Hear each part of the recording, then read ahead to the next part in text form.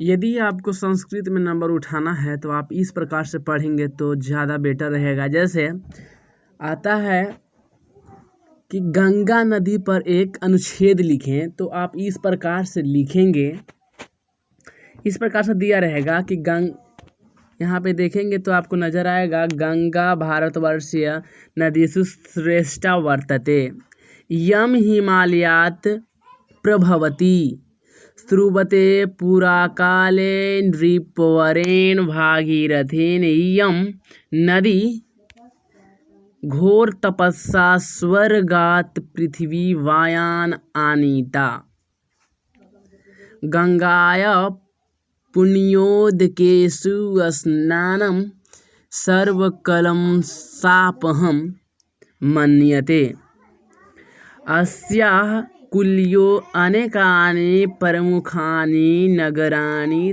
तिष्ठन्ति।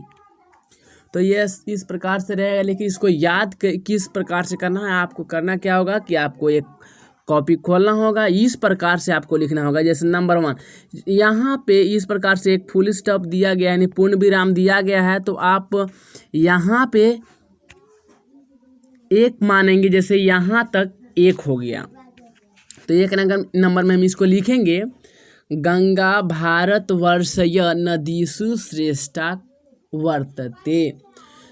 इसका अर्थ हुआ कि गंगा नदी जो है भारतवर्ष में एक नदी है जो कि स्थित है भारत में।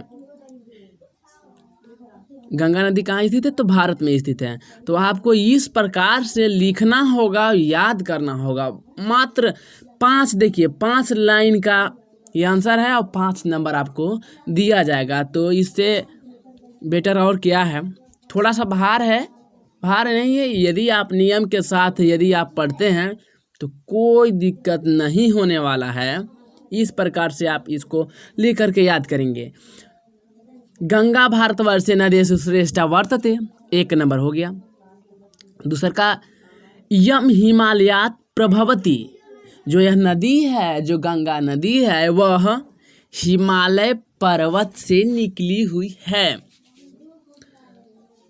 तीसरा में देखते हैं स्रुवयते पुरा काले नृपवरेण भागीरथेन, यम नदी घोर तपस्या स्वर्गात् पृथ्वी वयाम आनीता।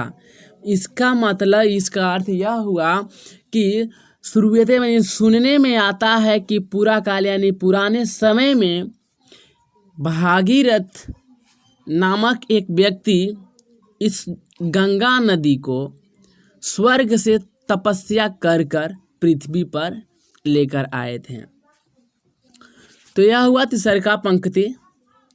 इसके बाद देखिए चौथा पंक्ति, गंगाया पुण्योदकेषु स्नानं सर्व कल्मषापहं मन्यते। मतलब माना जाता है कि गंगा नदी में यदि आप स्नान कर लेते हैं तो आपका जो सब पाप है, जो कलह है, सब मिट सकता है। अगला पंक्ति में देखिए 5वां लास्ट पंक्ति है, अस्याः कुलयोः अनेकानि प्रमुखानि नगराणि तिष्ठन्ति।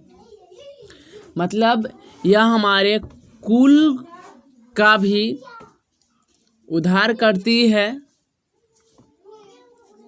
तो इस प्रकार से आप इसको याद कर लेंगे। यदि आपको यह अर्थ नहीं मालूम है तो भी कोई दिक्कत नहीं है, क्योंकि आपको वहाँ पे अर्थ नहीं पूछा जाता है, सिर्फ और सिर्फ आपको आंसर देना है।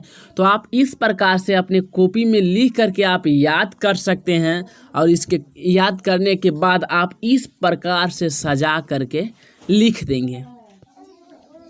5 नंबर आपको मिल जाएगा। धन्यवाद।